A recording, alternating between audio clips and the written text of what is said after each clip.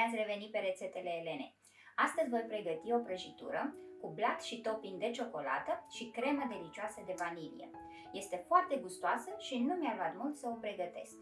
Dacă vă place rețeta, nu ezitați să dați un like, share la prieteni și să vă abonați pentru a fi la curent de fiecare dată când postez ceva nou. Rămâneți cu mine să vedeți cum am pregătit-o. Pentru cremă voi folosi 500 de ml de lapte, 90 de grame de griș, 3 plicuri de zahăr vanilat, 70 de grame de zahăr, 2 gălbenușuri și 130 de grame de unt la temperatura camerei.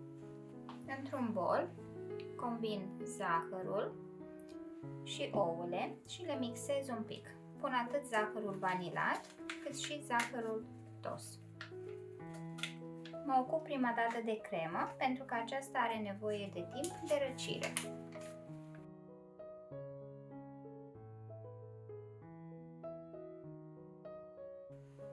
Când ouăle au început să crească un pic în volum, adaug și 100 de ml de lapte treptat, grișul și mixez până obțin o compoziție omogenă.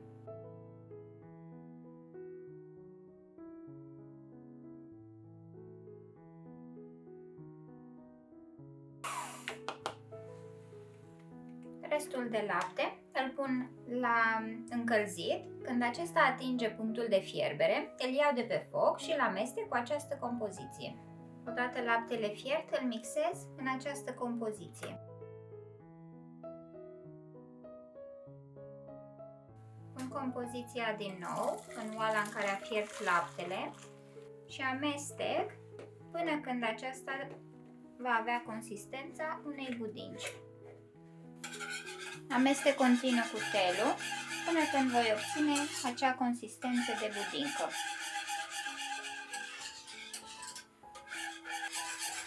Deja a început să dea în clopot, imediat este gata. Transfer compoziția într-un bol curat și o voi acoperi cu folie de plastic direct pe cremă și o voi lăsa să se răcească. Dacă puteți să faceți această cremă cu o zi înainte, cu atât mai bine.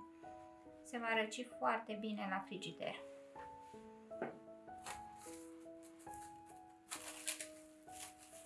Voi acoperi direct suprafața cremei.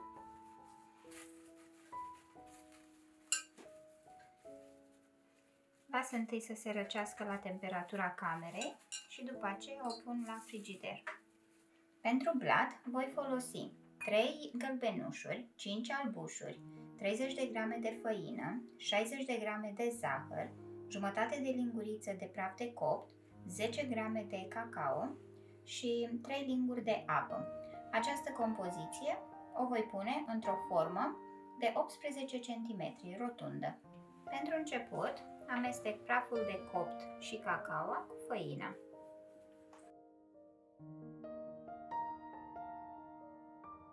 Într-un bol voi pune albușurile și le mixez cu un praf de sare până obțin o spumătare. Între timp am dat și drumul la cuptor să se încălzească.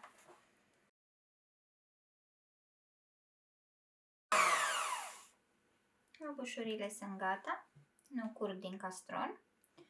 Acum mă voi ocupa de gălbenușuri. Le pun și pe acestea într-un bol împreună cu zahărul și le mixez până își cresc un pic volumul. Când zahărul s-a topit bine și s-a creat o spumă aici, adaug apa, mixez un pic și apoi adaug amestecul de făină și mixez până omogenizez totul.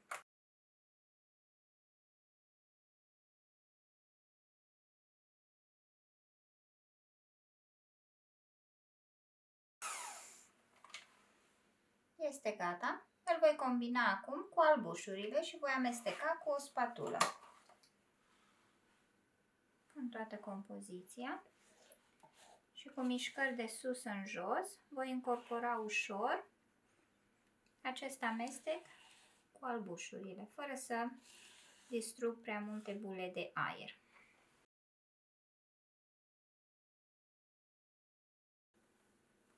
Am tapetat și o tavă cu unt și făină. Eu voi folosi o formă rotundă cu fund detașabil, din aceea pentru tort. Am încorporat totul ușor, cu grijă. Acum voi transfera totul în tava de copt.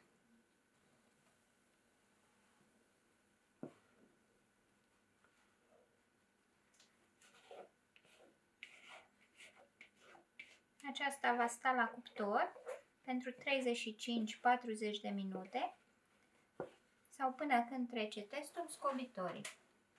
Nivelez un pic. Blatul meu este gata răcit, a stat la cuptor 40 de minute, l-am scos și l-am lăsat până s-a răcit complet în tavă. Crescuse mai mult, însă odată ce se răcește, acesta se lasă, deci nu vă faceți probleme dacă vi se pare prea înalt la început. Acum mă voi ocupa de cremă. Crema s-a întărit foarte bine la frigider. Voi pune acum untul pe care l-am la temperatura camerei și voi mixa cât să le combin.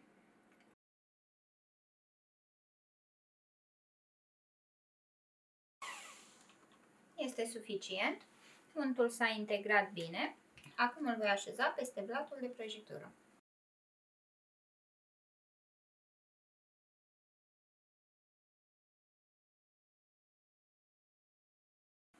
Am nivelat foarte bine, totul drept. Pentru topping voi folosi 100 de grame de ciocolată cu lapte și 80 de ml de frișcă pentru prăjituri. Iar aici am un pic de ciocolată albă rasă și câteva floricele pentru decor. Ganașul de ciocolată îl fac la bain-marie. Am pus aici o crăticioară cu apă, castronul deasupra, castronul meu nu atinge apa. Am dat drumul la foc, adaug și smântâna deasupra, smântâna pentru frișcă și îl las să se topească. Amestec din când în când să se combine. Iar atunci când devine o pastă fină, este numai bun de luat de pe foc.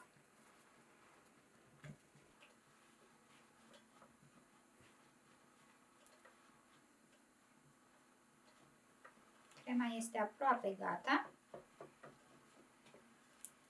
S-a combinat foarte frumos.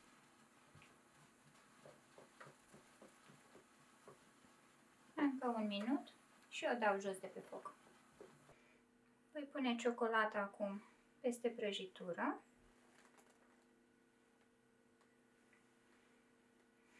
Și o nivelez pe toată suprafața. Înainte să-i pun decorațiunile, o voi da pentru o jumătate de oră la frigider, să se întărească un pic această ciocolată. Altfel, decorațiunile mele se vor scufunda în ciocolată și nu vreau asta.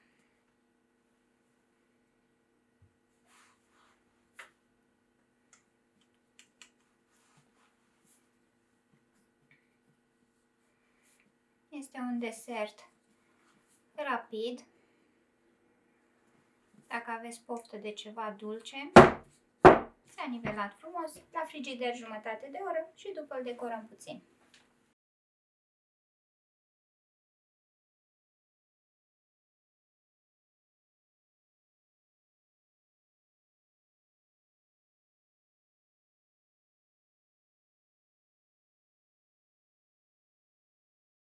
Prăjiturica mea este gata, am decorat-o frumos, acum o voi da la frigider pentru un minim de 3 ore înainte să o putem servi. A stat pentru 3 ore la frigider, toate aromele s-au combinat acum perfect, abia aștept să o gustăm, o voi felia imediat și este gata de savurat. Sper să o încercați și voi, este o rețetă delicioasă și nu durează mult să o pregătiți. Până la următoarea rețetă, vă doresc poftă bună!